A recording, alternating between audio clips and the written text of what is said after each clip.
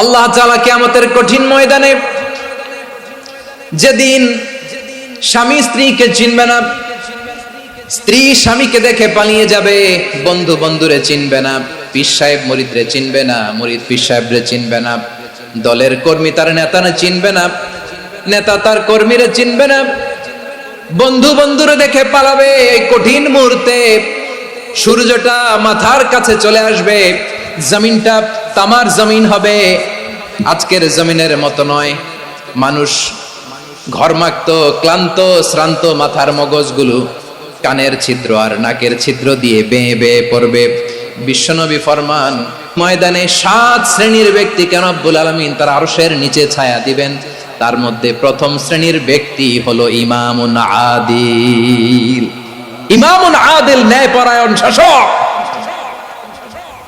যে ইনসাফের সাথে বিচার করে, যে জাস্টিস সমাজে সার্ভ করে, যে সুশাসন নিশ্চিত করে, ওই ইমামুন আদিল। আদিল শব্দটা বুঝছেন না? ইন্নাল্লাহা ইয়া'মুরু বিল আদল, পাইছেন?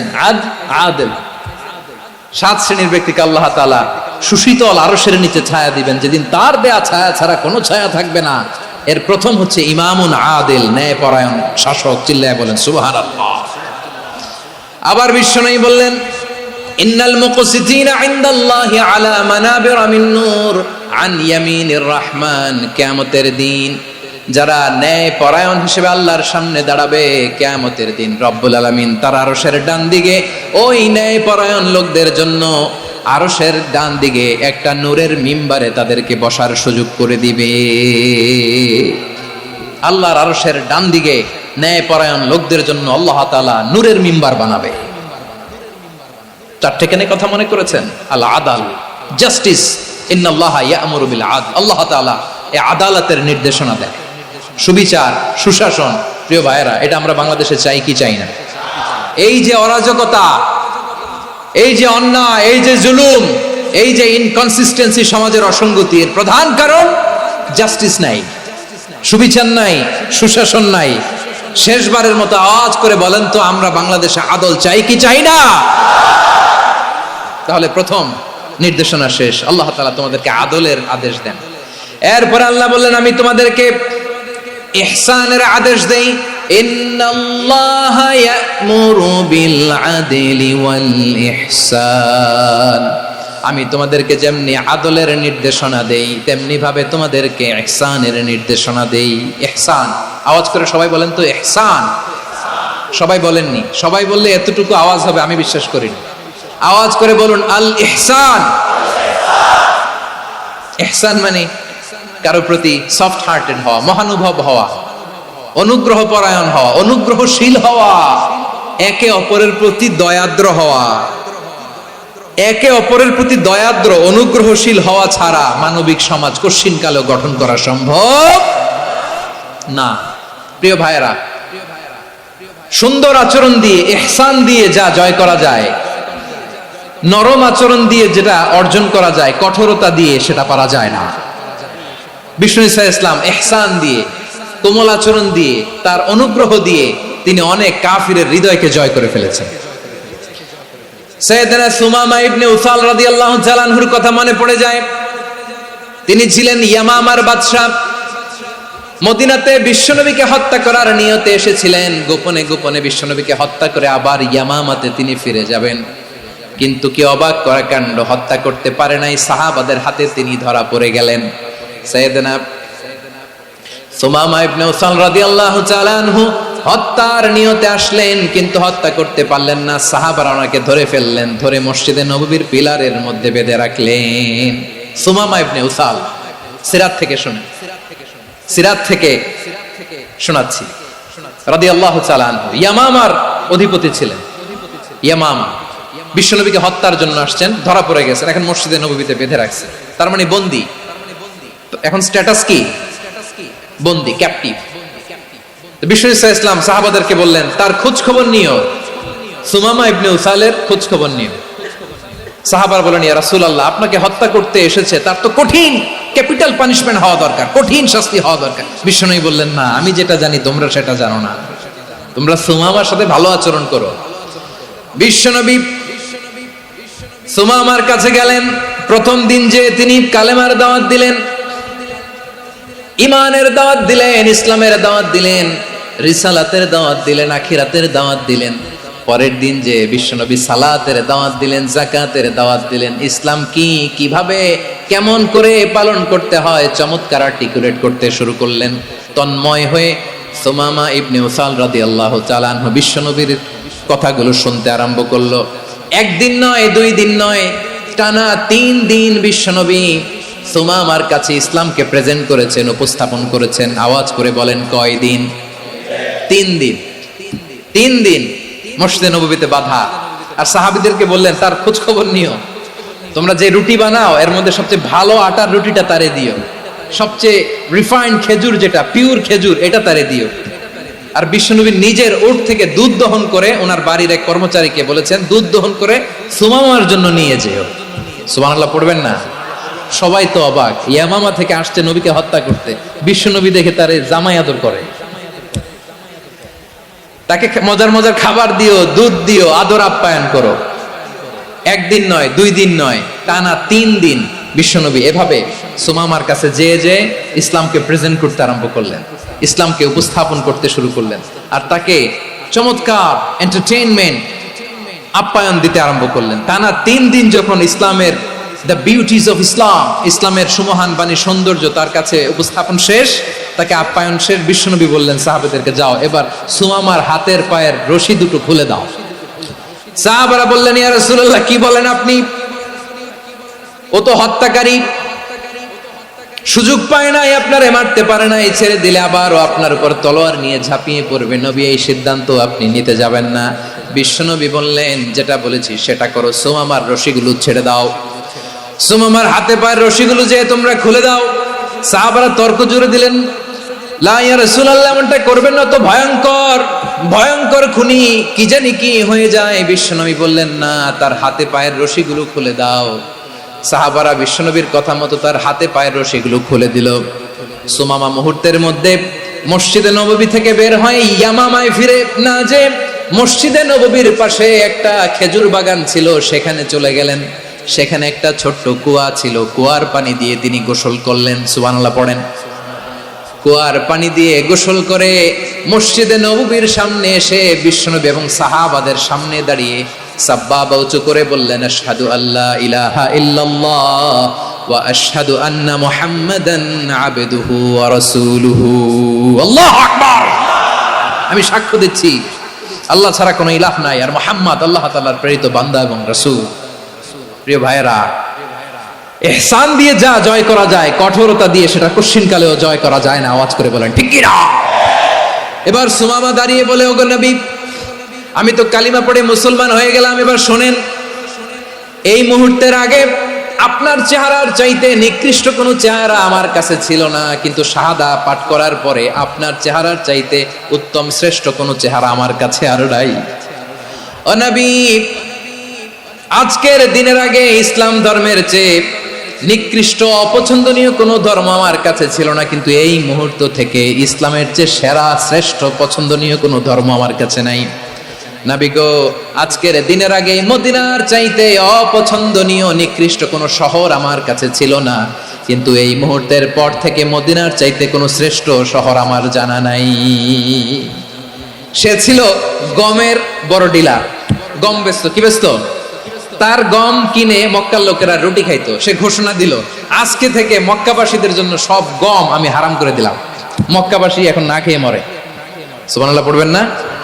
মক্কাবাসী বিশ্বনবীর কাছে আসলেন, এসে বললেন, মুহাম্মদ, আমরা তো তোমার ভাই, তোমার চাচা, তোমার ভাতিজা, তোমার আত্মীয়, তুমি সুমামারে বলো সে যেন আবার গমের সাপ্লাই মক্কার জন্য অনুমতি দিয়ে দেয়। বিশ্বনবীর অনুমতি ক্রমে সুমামা আবার মক্কাতে গম পাঠাতে শুরু করলো। পড়েন সুবহানাল্লাহ। ইহসান, ইহসান দিয়ে আপনি যেটা জয় করতে পারবেন, you can win the heart of your enemies. ইহসান দিয়ে আপনি আপনার শত্রুর হৃদয়কে জয় করতে পারবেন। আওয়াজ করে বলেন, ঠিক কি না? এজন্য আল্লাহ বললেন, ওয়া আনফিকু ফি সাবিলিল্লাহি ওয়া লা তুলকু বিআইদিকুম ইলাত তাহলুকা ওয়া আহসিনু ইন্নাল্লাহা ইউহিব্বুল মুহসিনিন।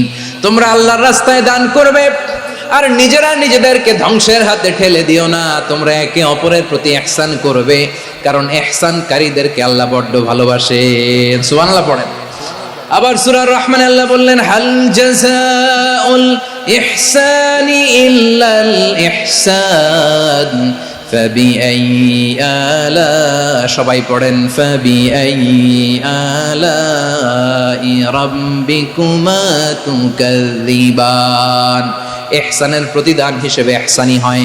বিশ্বনবী সুমামার প্রতি যেমন ইহসান করেছেন, সুমামাও ঠিক তেমন ইহসান ফিরিয়ে দিয়েছে। ঠিক কিনা বলেন? তাহলে এক নম্বরে হচ্ছে আদ, ন্যায় বিচার। দুই নম্বরে সবাই বলেন ইহসান, সদাচরণ। ইহসান দুই ধরনের প্রিয় ভাইরা, ইহসান ফিল ইবাদা, ইহসান ফিল মুআমালা। ইহসান ফিল ইবাদা হচ্ছে একাগ্র অনুভবে ইবাদতে ডুব দেওয়া, এর নাম ইবাদতের ইহসান। সুবহানাল্লাহ পড়ো। বিশ্বনবী বলেন ইহসান মানে কি জানো নাকি? হাদিসে জিবরিলে সাইয়েদনা জিবরিল আলাইহিস সালাম বিশ্বনবীকে বললেন, আখবিরনি আনিল ইহসান। নবী আমাদেরকে বলেন ইহসান মানে কি?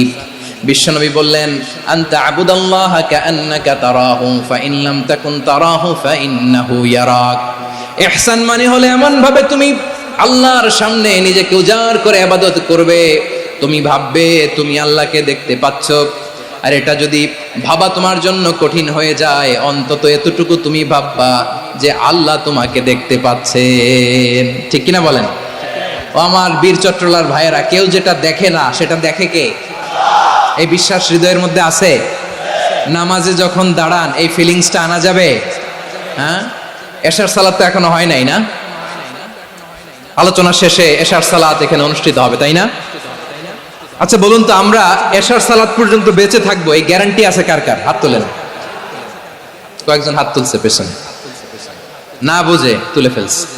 এশা পর্যন্ত যে আমরা হায়াত পাবো কোনো গ্যারান্টি আছে? সবাই আওয়াজ করে বলেন, গ্যারান্টি আছে? গ্যারান্টি নাই। এজন্য বিষ্ণু ইসলাম বলেছেন, এমন ভাবে নামাজে দাঁড়াও, ইবাদত করো, মনে করো হতে পারে এটাই আমার জীবনের শেষ নামাজ। পারফর্ম দ্য সালাহ as if this is your last and final prayer. এমন ভাবে সালাতে দাঁড়াও, ভাবো হতে পারে এটাই তোমার জীবনের শেষ নামাজ। এমন ভাবে নামাজে দাঁড়াও, ভাবো এটাই শেষ নামাজ। তাহলে নামাজে একাগ্রতা বাড়ায় দিবে কে? ফলে ইবাদতের ইহসান আমাদের অর্জিত হবে। আর মুআমালাতে ইহসান হলো, বিশ্বনবী বলেন, ইন্নাল্লাহা তাবারাকা ওয়া তাআলা কাতাবাল ইহসানা আলা কুল্লি শাই ফাইযা কাতালতুম ফাআহসিনুল কিতলা ওয়া ইযা যাবাহতুম ফাআহসিনুদ যাবহা ওয়ালিউহিদ্দ আহাদুকুম শাফরাতাহু ওয়ালিউরিহ যাবিহাতাহু। ইহসান দুই ধরনের। আওয়াজ করে বলতে হবে, কয় ধরনের? সবাই বলুন আওয়াজ করে, কয় ধরনের? একটা হচ্ছে ইহসান ফিল ইবাদা, ইবাদতে ইহসান। ইবাদতে ইহসান কি? একাগ্র অনুভব দিয়ে ইবাদত করা, মন প্রাণ দিয়ে ইবাদত করা। আর মুআমালাতে ইহসান কি? সব কাজে, দৈনন্দিন কাজে, কর্মে, সামাজিক অ্যাক্টিভিটিতে কোমলতা প্রদর্শন করা, অনুগ্রহের সাথে সবকিছু করা। আল্লাহ তাআলা ইন্নাল্লাহা তাবারাকা ওয়া তাআলা কাতাবাল ইহসানা আলা কুল্লি শাই, তিনি সব কিছুর ব্যাপারে ইহসানকে আবশ্যক করেছেন। সবকিছু, মুমিনের সব কাজে ইহসানের পরশ থাকবে। ওয়া ইযা কাতালতুম ফাহসিনুল কিতলা, বিষ্ণুই বলেন তুমি যখন কাউকে হত্যা করো ইহসানের সাথে করো। সুবহানাল্লাহ পড়বেন না? যখন হত্যা করো তখনও ইহসানের সাথে। আচ্ছা হত্যা করবো আবার ইহসান আসবে করতে করে, তো মেরেই ফেলবো আমি। আল্লাহ, ও ভাই একজন খুন করেছে, খুনি, রাষ্ট্রীয় আইনে তার শাস্তি হয়েছে ডেথ পেনাল্টি, মৃত্যুদণ্ড। এখন মৃত্যুদণ্ড দেখে আপনি যেমনি মন চায় তেমনি মারবেন লোকটারে? ওর নাক কেটে ফেলতে পারবেন? ওর কান কাটতে পারবেন? ওর চোখ উপড়ে ফেলতে পারবেন আপনি? যেমন মন চায় তার অঙ্গহানি করা যাবে না।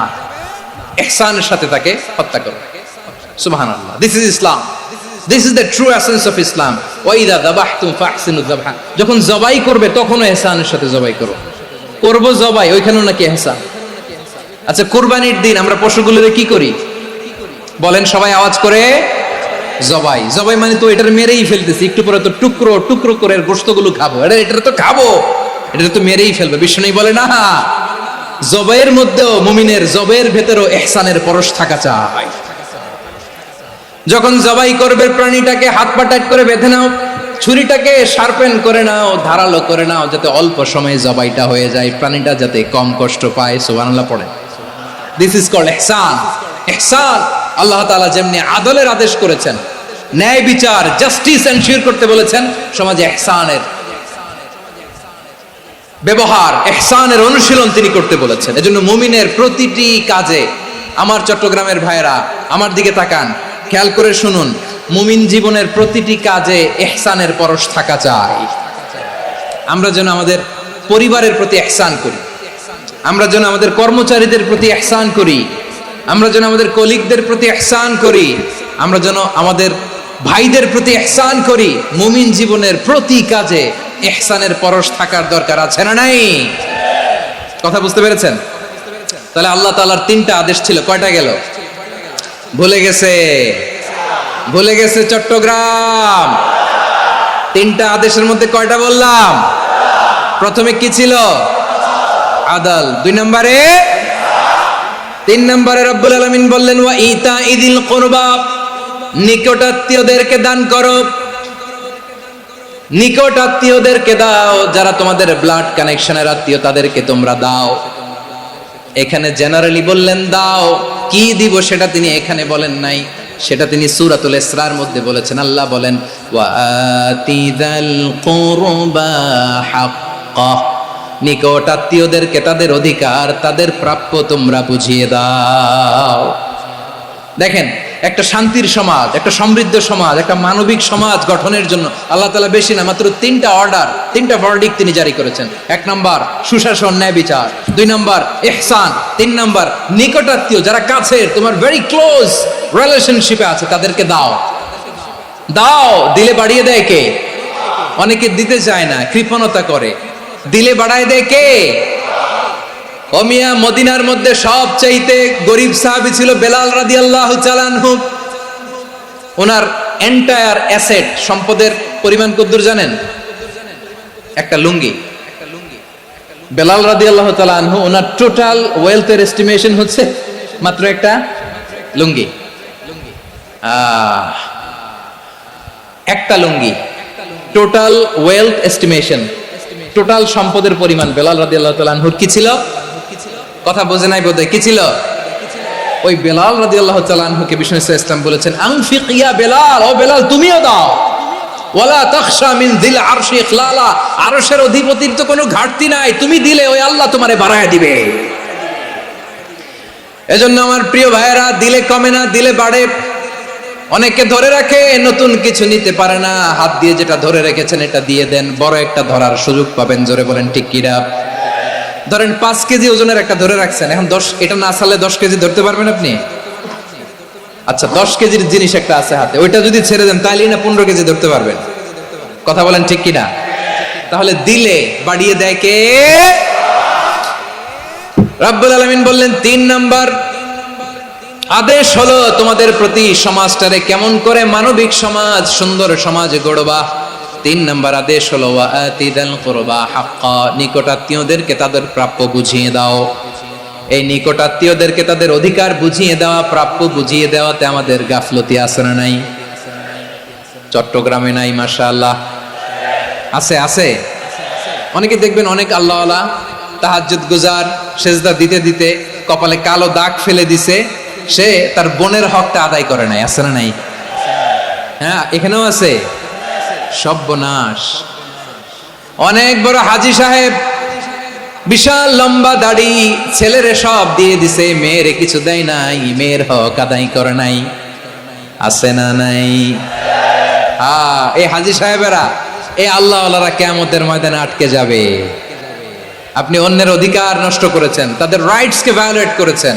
এজন্য আল্লাহ তাআলা বলেন, কারো অধিকার যদি কেউ নষ্ট করে, ওই সমাজটা মানবিক সমাজ কঠিনকালেও হতে পারে না। এজন্য 3 নম্বর আল্লাহ বললেন ওয়া ইতা ইদিল কুরবা, নিকটাত্মীয়দেরকে দাও। কি দিবা? তাদের অধিকার দিয়ে দাও।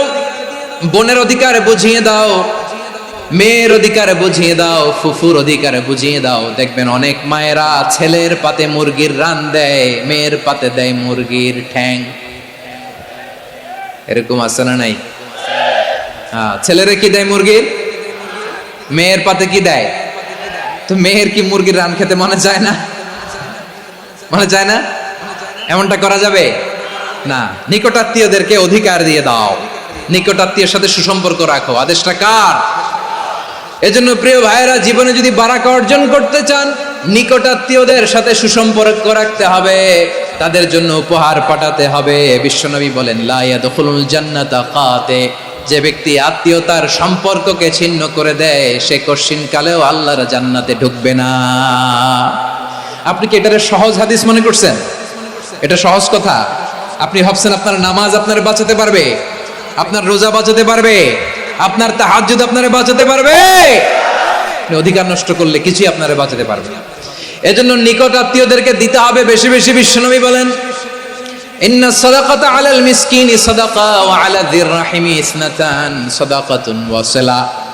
মিসকিন রে দান করলে শুধু দানের সওয়াব হয়, নিকট আত্মীয়কে দান করলে দুইটার সওয়াব হয়, সাদাকার সওয়াব হয়, আবার আত্মীয়তার বন্ধন অটুট রাখার সওয়াব হয়ে যায়।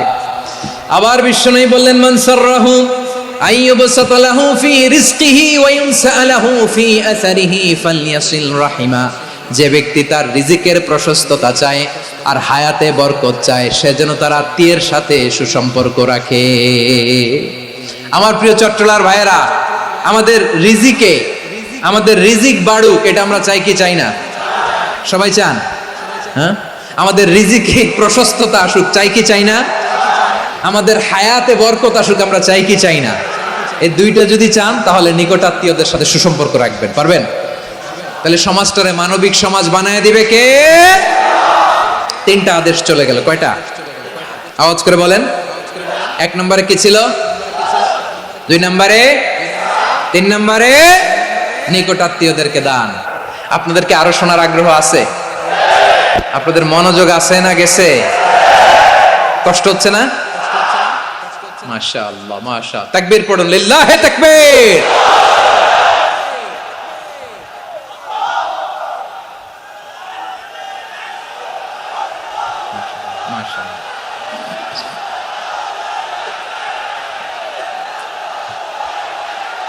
আমার প্রিয় ভাইয়েরা, আল্লাহ তাআলা তিনটা জিনিসের যেমনি আদেশ করেছেন, অনুরূপভাবে তিনটা বিষয় তিনি বারণ করেছেন, নিষেধ করেছেন। ওগুলোর কাছেও যাওয়া যাবে। শুনবেন। রাব্বুল আলামিন বলেন, ওয়ায়ানহা আনিল ফাহশাই ওয়াল মুনকারি ওয়াল বাগি। আমি যেমনি তিনটি বিষয়ে আদেশ করলাম, অনুরূপভাবে তিনটি বিষয়ে বারণ করলাম, নিষেধ করলাম। আমার 1 নাম্বার নিষেধাজ্ঞা হলো অশ্লীলতার প্রতি। ফাহশা, ওয়ায়ানহা আনিল ফাহশা, আল্লাহ তাআলা অশ্লীলতাকে নিষেধ করেছেন। কোন জিনিসকে? সবাই বলুন, কোন জিনিসকে? যত ধরনের, যত টাইপের, যত ক্যাটাগরির অশ্লীলতা হতে পারে সব অশ্লীলতাকে হারাম করেছেন কে? ফাহশা মানে কি? কথায়, কাজে, আচরণে, কমেন্ট, ফেসবুকের কমেন্টসে যত ধরনের নোংরামো আছে, যত ধরনের অশ্লীলতা আছে, এটাকে আরবিতে বলে ফাহশা। এটাকে কি বলে? রাব্বুল আলামিন বলেন, কুল ইন্নামা হারামা রাব্বিয়াল ফাওয়াহিশা মা যাহারা মিনহা ওয়া মা বাতান।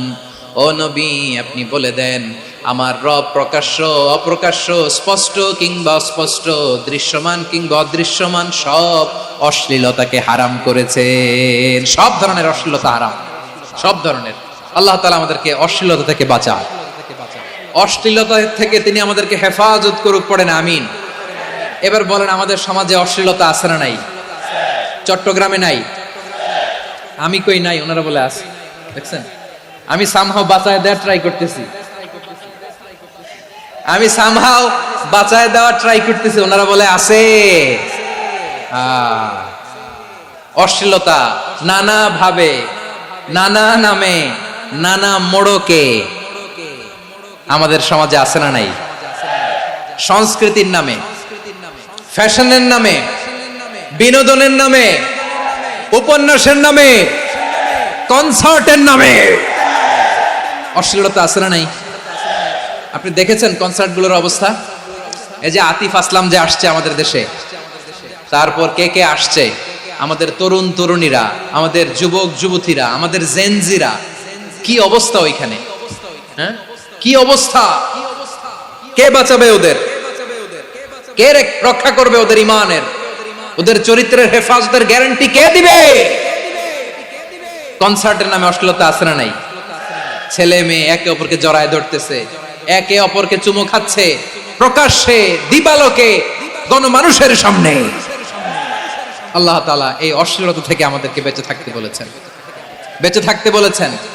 রূপালী জগতের নামে অশ্লীলতা আছে না নাই? এই টার্মটা আপনারা জানেন না? রূপালী জগৎ কি জগৎ? আসলে কি রূপালী জগৎ না অন্ধকার জগৎ? আমার বোনেরা, আপনাদেরকে যে কি বলে তারা বুঝায়, রূপালী জগৎ শুনেই আপনি ভরকে যাবেন না। রূপালী জগতে যে নারী যত বেশি উলঙ্গ সে নাকি তত বেশি সাহসী। জানেন, বলে এটা একটা সাহসী নারী, খুব সাহসী পদক্ষেপ তার। যত বেশি শরীর থেকে কাপড় নামাতে পারবে, যত বেশি বস্ত্রহীন হয়ে নিজেকে প্রেজেন্ট করতে পারবে, সে নাকি তত বেশি সাহসী। আমার চট্টলার ভাইয়েরা, শয়তানের প্রথমে এজেন্ডা ছিল বনি আদমকে বস্ত্রহীন করা। সে আদম এবং হাওয়া আলাইহিস সালামকে নিষিদ্ধ গাছের ফল খাইয়ে তাদেরকে বস্ত্রহীন করেছে। এই জামিনেও সে আমাদেরকে বস্ত্রহীন করতে চাইবে। এই রূপালী জগতের নামে তারা এটা করে। আমার প্রিয় বোনেরা, আপনি জানেন না আপনার দাম কত? ওরা আপনাদেরকে বিজ্ঞাপনের সস্তা পণ্য বানাতে চায়। ওরা আপনাদেরকে ওদের ভোগের লিপসার টুলস বানাতে চায়। ওরা আপনাদেরকে দিয়ে ওদের খায়েশ পূরণ করতে চায়। এটা আপনাদের জন্য মোটেও ডিগনিটি নয়, এটা আপনাদের জন্য সম্মান নয়। আপনার সম্মান শালীনতায়, আপনার সম্মান হেজাবে, আপনার সম্মান ভদ্রতায়, আপনার সম্মান আপনার ডিসেন্ট পোশাকে। পোশাক বলে দেয় এই নারীটা ভদ্র না অভদ্র। পোশাক বলে দেয় এই মেয়েটা কোন ঘরের মেয়ে। আওয়াজ করে বলেন ঠিক কিনা? আপনি জানেন না, আপনারা এই সস্তা পণ্য বানায়, ভোগের পণ্য, বিলবোর্ডে আপনাকে উলঙ্গ করে উপস্থাপন করে। এই অশ্লীলতার সাথে ইসলামের কোনো সম্পর্ক। এজন্য আল্লাহ বলেন, আমি অশ্লীলতাকে হারাম করেছি। অশ্লীলতাকে হারাম করার প্রথম কারণ হলো এর মাধ্যমে মানবতাকে অপমানিত করা হয়। কারণ মানুষের সম্মান মানুষের পোশাকে। মানুষ যখন পোশাকহীন হয়ে যায়, বস্ত্রহীন হয়ে যায়, তার সম্মান কমে যায়। ঠিক কিনা? অশ্লীলতাকে হারাম করার প্রথম কারণ হচ্ছে মানুষ মানুষকে অপমান করে। একটা নারী, সে তো সম্মানিত। নারী যে কত সম্মানিত, নারীরা এটা বুঝেই নাই। বিশ্বনবী বলেন, আদ-দুনিয়া কুল্লুহা মাতা ওয়া খায়রু মাতা'আদ দুনিয়াল মারআতুস সালিহা। আমার বোনেরা, 5টা প্যান্ডেলে আপনারা এলইডিতে আমার আলোচনা শুনছেন, আমি জানি। আপনাদের এই গর্ভ যে কত দামি আপনি জানেন না। আপনার পেট থেকেই আসবে আগামী দিনের সালাহুদ্দিন আল আইয়ুবী। আপনার পেট থেকেই আসবে অনাগত দিনের ইমাম মাহদী আল মুনতাযর। আপনার পেট থেকেই আসবে অনাগত দিনের ফয়সাল, ওয়াসিম, মুগ্ধ, আবু সাইদের মতো বীর যোদ্ধা।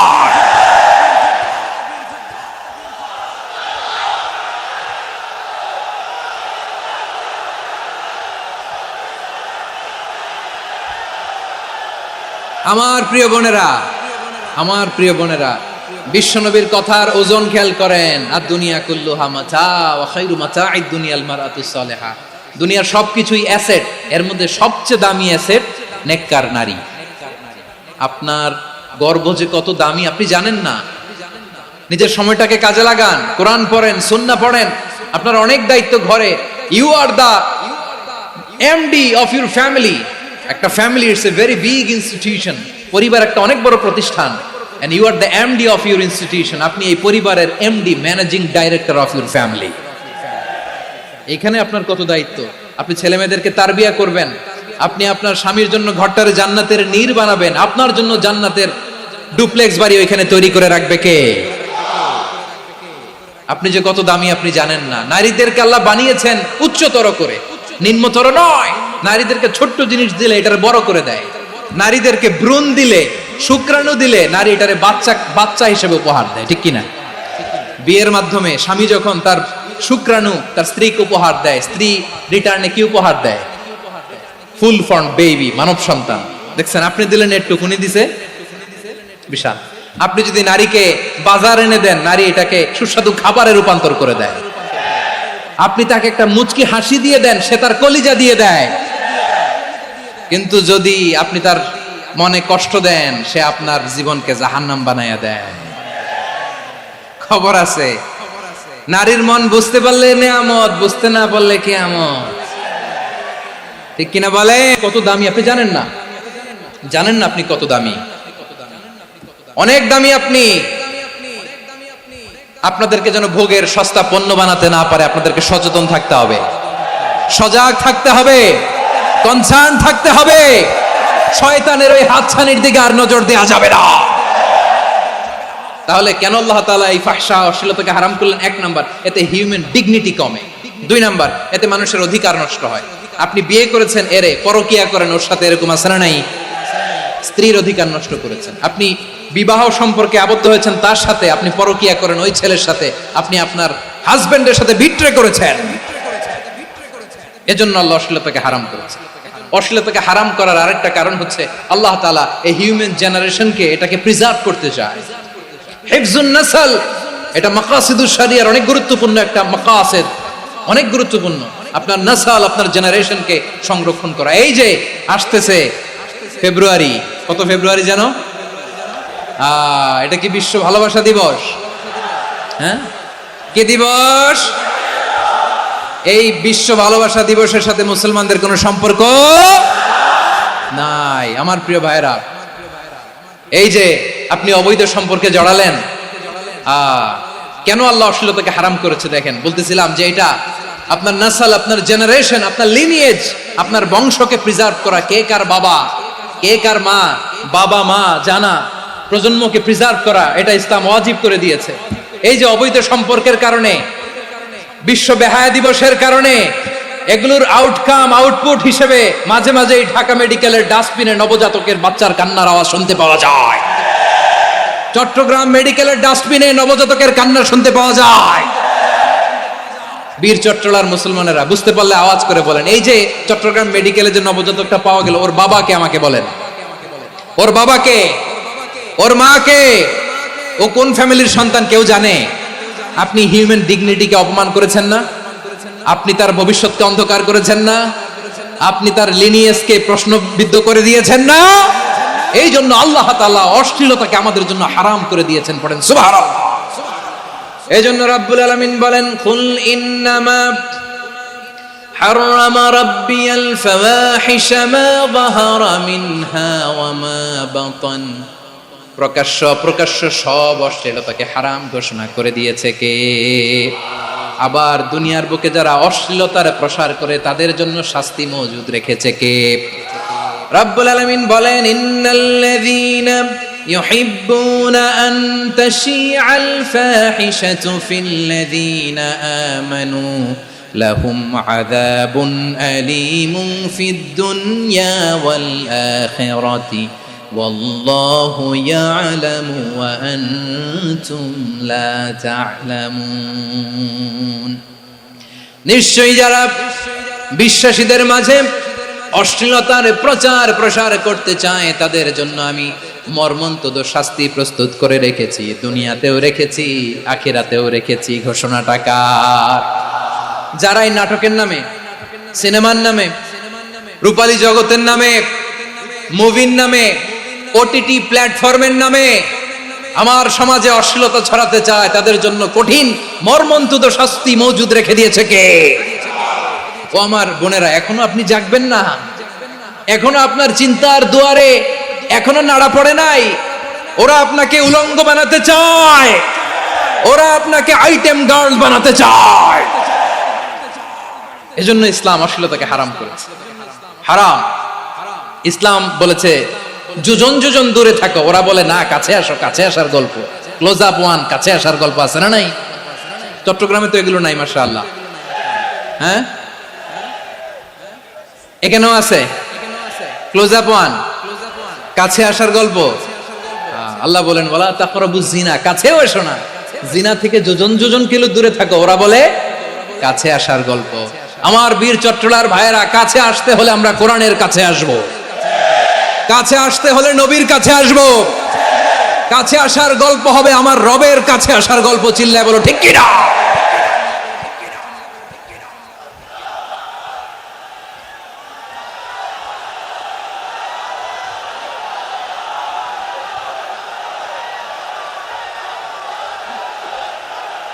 বসুন, বসুন আমার ভাইয়েরা। তাহলে অশ্লীলতার সাথে আমাদের কোনো সম্পর্ক? সবাই বলতে পারেননি, আওয়াজ করে বলুন, অশ্লীলতার সাথে আমাদের কোনো সম্পর্ক? আমরা এই সমস্ত ক্লোজ আপ ওয়ান, কাছে আসার গল্পের প্রোগ্রামে যাব? আমরা কোন ধরনের অশ্লীল কন্টেন্ট সোশ্যাল মিডিয়ায়, টিভিতে দেখব? কি যুগ যে আমরা কাটাচ্ছি আপনি কল্পনা করতে পারবেন না। পর্ন ইন্ডাস্ট্রি, নারী পুরুষের বস্ত্রহীন যুগল দৃশ্য, এটাকে দিয়ে ওরা কোটি ডলারের ইন্ডাস্ট্রি বানিয়েছে। পুরো মানব ইতিহাসে এরকম জঘন্য সময় মানব ইতিহাস পার করে নাই। পর্ন এটা ইন্ডাস্ট্রি হয়ে গেছে। আমাদের এই যুবকগুলো, জেনজিগুলো, ওদের চরিত্র বাঁচাবে কি করে? কেমন করে হেফাজত করবে ওদের এই মূল্যবান চরিত্র? আমার প্রিয় ভাইয়েরা, এই অশ্লীলতার দ্য লেটেস্ট ভার্সন হচ্ছে LGBTQ, শরীফ থেকে শরীফা। শুনছেন আপনারা? দেখতে পুরুষ, আসলেই পুরুষ, সুস্থ একজন পুরুষ, 4 সন্তানের বাবা, বলে আমি মনে মনে নারী। দেখতে নারী, সুস্থ নারী, আসলেই সে দিব্যি একজন নারী, বলে আমি মনে মনে পুরুষ। সবচেয়ে ভয়ঙ্কর অশ্লীলতার সবচাইতে লেটেস্ট ভার্সন হচ্ছে এই ট্রান্সজেন্ডারিজম। সুস্থ পুরুষ তার বায়োলজিক্যাল গ্রোথকে হরমোন দিয়ে স্টপ করে দিয়ে সে সার্জারি করে নারী হতে চায়। সুস্থ নারী পুরুষ হতে চায়। পুরুষ পুরুষের প্রতি সেক্সুয়ালি আকর্ষণ বোধ করে। এটা লূত আলাইহিস সালামের কওমের মধ্যে ছিল। এটাকে আল্লাহ কোরআনে ফাহিশা বলেছেন। ওয়ালুতান ইয ক্বালা লিকাওমিহি আতাতুনাল ফাহিশাতা মা সাবাকাকুম বিহা মিন আহাদিম মিনাল আলামিন। লূত আলাইহিস সালাম বললেন, তোমরা কি এমন এক অশ্লীল কার্যক্রমে ডুব দিলে নাকি যেটা গোটা বিশ্বের কেউ কখনো করে নাই? তোমরাই প্রথম করেছো। পড়েন না আউযুবিল্লাহ। এই পশ্চিমের এই রোগ আমার দেশে যেন আসতে না পারে, আমাদের সজাগ থাকতে হবে। প্রিয় ভাইরা চিল্লায় বলেন ঠিক কিনা? পশ্চিমের অবস্থা ভয়ঙ্কর। পাশ্চাত্যে আমি যুক্তরাষ্ট্রে ছিলাম অনেকদিন, কয়েক মাস, বিভিন্ন স্টেটে ঘুরেছি। গার্ডিয়ানরা উদ্বিগ্ন। ছেলে মেয়েদেরকে, ছোট্ট ছেলে মেয়ে, ওদেরকে জিজ্ঞেস করে, তুমি how do you feel right now inside yourself? তুমি ভিতরে ভিতরে কেমন ফিল করো? তোমার কি ছেলে ছেলে লাগে না মেয়ে মেয়ে লাগে? আচ্ছা বলেন, এই ছোট্ট বাচ্চাটাও কি এগুলো জেন্ডার অ্যাসাইনমেন্ট বলতে এগুলো কিছু বুঝে? এইভাবে মিসগাইড করা হচ্ছে। কৌতূহল বশত ছোট্ট ছেলে যদি বলে আমার তো মেয়ে মেয়ে লাগে, তখন বলে যে না তুমি মেয়ে, ছেলে না। মা বাবা বাধা দিলে ওকে আলাদা গভর্নমেন্ট হাউসে নিয়ে যাবে। ভয়ঙ্করতম অবস্থা। আমরা একটা সময় শুনতাম যে হুজুর আমার ছেলেটা খুব ভালো, হাফেজে কোরআন, আল্লাহওয়ালা। হুজুর আমার ছেলে দাড়ি রাখছে, আল্লাহওয়ালা। হুজুর আমার ছেলে 5 ওয়াক্ত সালাত জামাতের সাথে পড়ে, তার মানে আল্লাহওয়ালা। পশ্চিমে যে আমি কি শুনছি জানেন? ওরা বলে হুজুর আমার ছেলেটা ইউনিভার্সিটির একটা মেয়ের সাথে প্রেম করে, ও খুব আল্লাহওয়ালা, হুজুর দোয়া করবেন। এর কারণ ওদের কাছে আল্লাহওয়ালার ক্রাইটেরিয়া হচ্ছে হুজুর আমার ছেলেটা আরেক ছেলের পছন্দ করে নাই, আমার মেয়েটা আরেক মেয়েকে ভালোবাসে নাই, এজন্য আমার ছেলেটা আল্লাহওয়ালা, হুজুর ওর জন্য একটু দোয়া করে দিয়েন। কি চ্যালেঞ্জ ওরা ফেস করতেছে। ওনার ছেলে যে আরেক ছেলেরে বিয়ে করবে না, এটাতেই উনি খুশি যে আলহামদুলিল্লাহ আমার ছেলেটা একটা মেয়েরে ভালোবাসে, আমার মেয়েটা একটা ছেলেরে ভালোবাসে, মানে এটা খুব আল্লাহওয়ালা। নাউজুবিল্লাহ পড়তে পারলেন না? এজন্য অশ্লীলতার সাথে আমাদের কোনো সম্পর্ক। রাব্বুল আলামিন বলেন ওয়ায়ানহা আনিল ফাহশাই ওয়াল মুনকারি ওয়াল বাগি। 3টা জিনিসকে আমি নিষিদ্ধ করলাম। 1 নাম্বার হলো ফাহশা, অশ্লীলতা। 2 নম্বরে হলো মুনকারের সমস্ত মন্দ কাজ।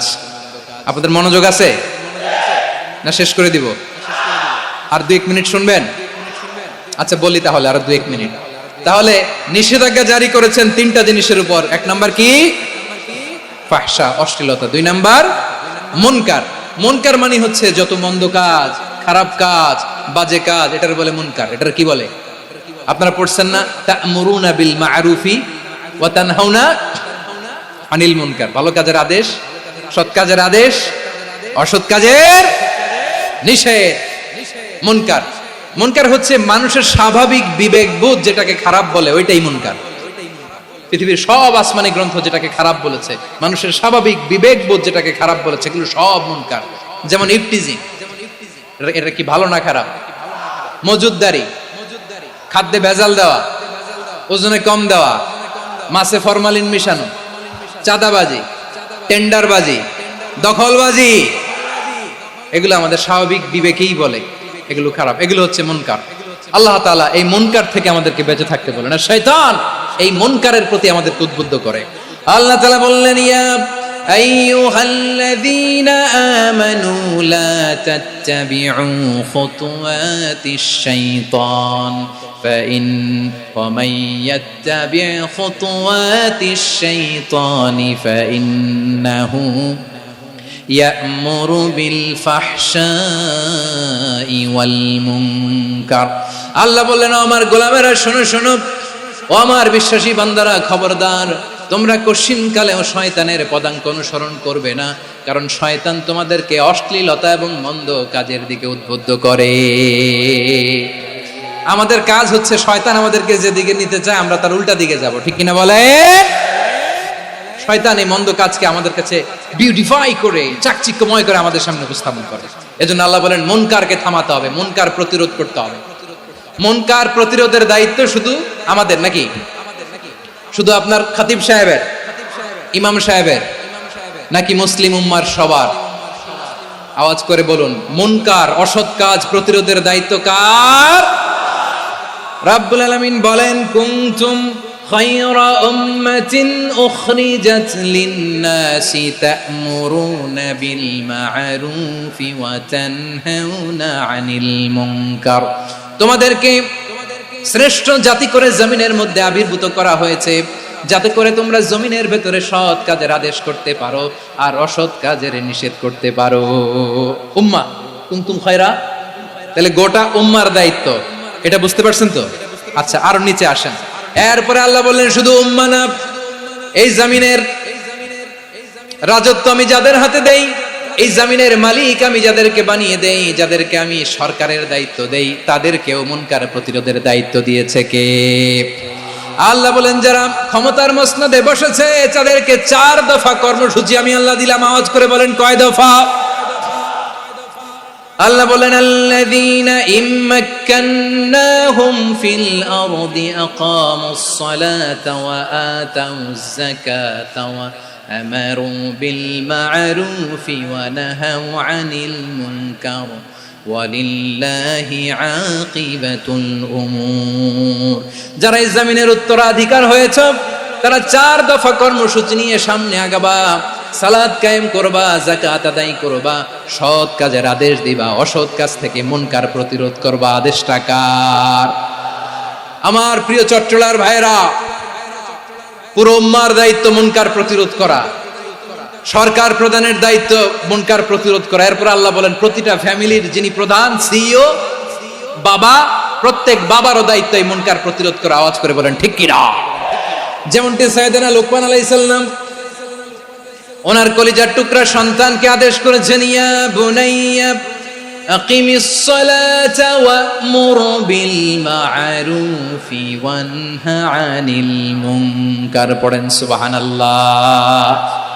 বাবা ছেলেকে সবক দিচ্ছে। কে সবক দিচ্ছে? কাকে? লুকমান আলাইহিস সালাম ছেলেকে বলতেছে, ওরে আমার কলিজার টুকরা সন্তান, ওরে আমার বাছা, নামাজ কায়েম করবা, সৎ কাজের আদেশ দিবা, আর মুনকার প্রতিরোধ করবা, অসৎ কাজ, সমাজ থেকে খারাপ কাজকে ঝেঁটে বিদায় করে দিবা। তাহলে দেখেন, আমি স্টেপ বাই স্টেপ নামলাম। পুরা উম্মার দায়িত্ব, জমিনের উত্তরাধিকারী আল্লাহ যাদেরকে বানিয়েছেন সরকার, তাদের দায়িত্ব, প্রতিটি ফ্যামিলির প্রধানের দায়িত্ব। এরপরে বিশ্বনবী বলেন, সচেতন প্রতিটি মুসলিমের দায়িত্ব সমাজ থেকে মুনকারকে উৎখাত করা।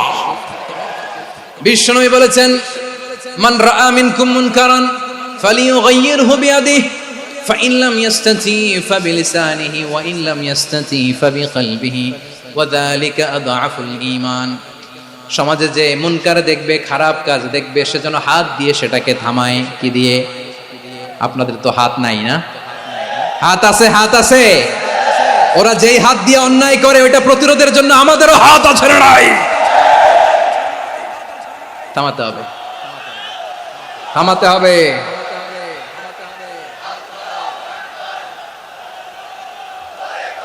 বসুন আমার প্রিয় ভাইয়েরা, ওরা ওদের যে হাত দিয়ে টেন্ডারবাজি করে, চাঁদাবাজি করে, ইফটিজিং করে, দখলবাজি করে যে হাত দিয়ে, ওই মুনকার থামায় দেওয়ার জন্য আল্লাহর দেয়া আমাদেরও দুটি হাত আছে না নাই? আমাদেরও হাত আছে, থামাইতে হবে, থামাইতে হবে, হিম্মত করতে হবে। আমার প্রিয় ভাইরা, না থামালে আমরাই ডুববো শেষমেশ। আমাদের বাঁচার জন্য হলেও থামাইতে হবে। রব্বুল আলামিন বলেন, ওয়াত্তাকু ফিতনাতাল লা তুসিবান্নাল্লাযীনা যালামু মিনকুম খাসসা। ও আমার গোলামেরা, ওই আযাবকে ভয় করো যে আযাব যখন আমি জমিনের বুকে পাঠাই শুধু জালেমদেরকেই মারি না, আলেমদেরকেও মারি। আযাব যখন আসে তখন শুধু জালিমই মরে না, আলেমও মরে। জানেন, মুসা আলাইহিস সালামের পায়ে একবার একটা লাল পোকা কামড় দিয়েছে, লাল পিঁপড়া। লাল পিঁপড়া কামড় দিলে খুব আরাম লাগে না? কি লাগে? হ্যাঁ, জ্বলে না? লাল একটা পিঁপড়া কামড় দিছে, তো উনি রেগে মেগে পাশি দেখে লাল পিঁপড়ার বাসা, পা দিয়ে ডলে মুছে সবগুলো পিঁপড়া মেরে ফেলছে।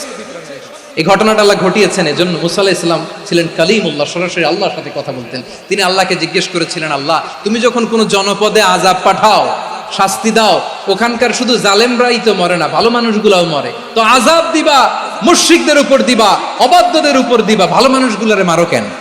আল্লাহ বলেন, মুসা তোমার যে কামড় দিছিল পায়ের মধ্যে পিঁপড়া, কয়টা পিঁপড়া? জোরে বলেন। একটা পিঁপড়া, তো সবগুলারে মারলা কেন? রেগে মেগে পুরো পিঁপড়ার বাসা ভেঙে ম্যাসাকার করলা কেন?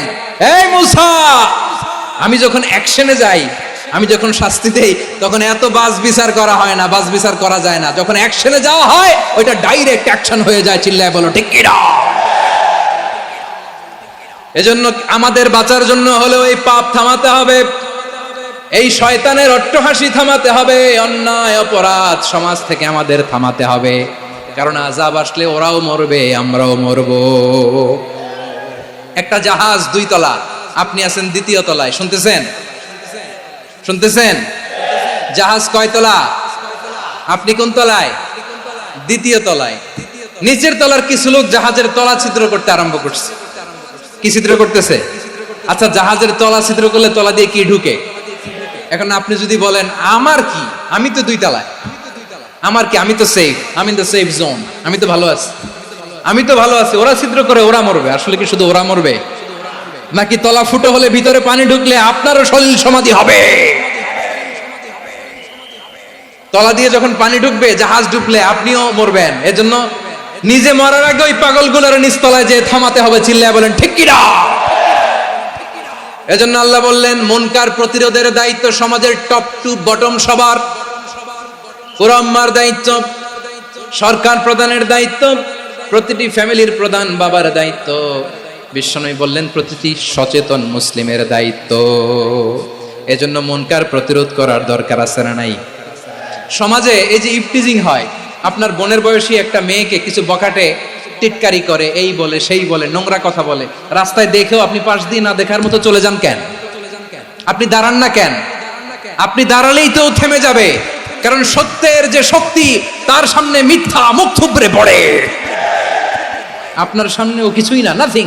আপনি দাঁড়ান, ওকে প্রশ্ন করেন যে আমার বোনকে তুমি ডিস্টার্ব করো কেন? আপনাকে দেখে আরো 5 জন দাঁড়াবে, 5 জনকে দেখে আরো 10 জন দাঁড়াবে। আমাদের নীরবতা আর আমাদের নিশ্চুপ থাকাই জালিমদেরকে আরো শক্তিশালী জালিম বানিয়েছে। এজন্য মুনকার প্রতিরোধের দায়িত্ব আমাদের সবার। টেন্ডারবাজি, চাঁদাবাজি, দুর্নীতি, অপরাধ, দখলদারিত্ব, মজুদদারি, এগুলো সব কিছু একসাথে প্রতিরোধ করতে হবে। ঠিক কিনা বলেন? একটা মানবিক সমাজ যদি চাই, প্রতিরোধ করতে হবে। প্রিয় ভাইয়েরা, আল্লাহর শপথ নিয়ে বলি, এই নাসিহাতগুলো সবার জন্য, সব দলের জন্য, সব মতের মানুষের জন্য। আমরা কোনো দলের প্রতি মানুষকে ডাকি না, আমরা ডাকি ইসলামের দিকে। সব দলের, সব মতের, সব মানুষদেরকে আমরা আহ্বান জানাই, আসুন আমরা একটা সুন্দর সমাজ বিনির্মাণ করি। এই যে নতুন বাংলাদেশের এক সুযোগ এসেছে, আর জীবনে হয়তো আসবে না, সামনের 100 বছর এই সময় আসবে না। আসুন দেশটাকে আমরা সাজাই, আসুন আমরা দুর্নীতি বন্ধ করি, আসুন আমরা চাঁদাবাজি বন্ধ করি, আসুন আমরা দখলদারিত্ব বন্ধ করি, আসুন আমরা এক দল আরেক দলকে নিশ্চিহ্ন করার যে রাজনীতি, এটা বন্ধ করি। সব দলের প্রতি আমার আহ্বান। আমি কিছুদিন আগে একটা নিউজ দেখলাম, ওই যে লন্ডনে বসে জনাব তারেক রহমান সাহেবকে আমি ধন্যবাদ দিতে চাই। উনি সংবাদ শোনা মাত্রই ওনার দলের অনেক চাঁদাবাজকে উনি বহিষ্কার করেছে। I do appreciate. প্রতিটি দলের এরকম ইনিশিয়েটিভ নেওয়ার দরকার আছে না নাই? যে কোনো দলে এই প্র্যাকটিসটা থাকার দরকার আছে না নাই? চাঁদাবাজদের সাথে আপনারা নিজেদেরকে মুক্ত ঘোষণা করবেন যে এরা আমার দলের কর্মী হতে পারে না। আমরা চাঁদাবাজ মুক্ত বাংলাদেশ চাই, জুলুম মুক্ত বাংলাদেশ চাই, ফ্যাসিজম মুক্ত বাংলাদেশ চাই, গুণ খুন খারাপি মুক্ত বাংলাদেশ চাই। আমরা নতুন ভোরের বাংলাদেশ চাই। ওই বাংলাদেশ পাওয়ার জন্য মুনকার প্রতিরোধে, অন্যায় প্রতিরোধে যদি বাঘের বাচ্চার মতো, আবু সাইদের মতো দুই হাত উঁচু করে বুককে টান টান করে প্রসারিত করে দাঁড়াতে হয়, রাজি আছো মুসলমান? কারা কারা রাজি? আল্লাহকে হাত দেখিয়ে প্রতিজ্ঞা করো।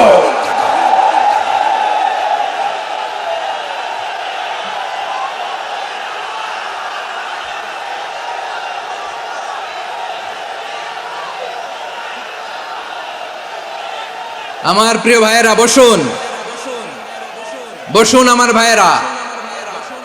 রাব্বুল আলামিন বলেন, ওয়ায়ানহা আনিল ফাহশাই ওয়াল মুনকারি ওয়াল বাগি ইয়াইদুকুম লাআল্লাকুম তাযাক্কারুন। বসুন। আল্লাহ বললেন, আমি অশ্লীলতাকে নিষেধ করি, আমি সব ধরনের মন্দ কাজকে নিষিদ্ধ করি, সব শেষে আমি সীমা লঙ্ঘনকে তোমাদের জন্য নিষিদ্ধ করি। আলোচনা মনে আছে তো, না ভুলে গেছেন? নিষিদ্ধ করেছেন কয়টা জিনিস? 1 নম্বরে অশ্লীলতা, 2 নম্বরে মুনকার তথা সব মন্দ কাজ, 3 নম্বরে আল বাগি, সীমা লঙ্ঘন, ক্রসিং দ্য লিমিট। সীমা লঙ্ঘন করা ভালো না। We all should know our limits. চিল্লায় বলেন ঠিক কিনা? একই আয়াতে আল্লাহ বললেন, কুল ইন্নামা হারামা রাব্বিয়াল ফাওয়াহিশা মা যাহারা মিনহা ওয়া মা বাতানা ওয়াল ইসমা ওয়াল বাগিয়া বিগাইরিল হক।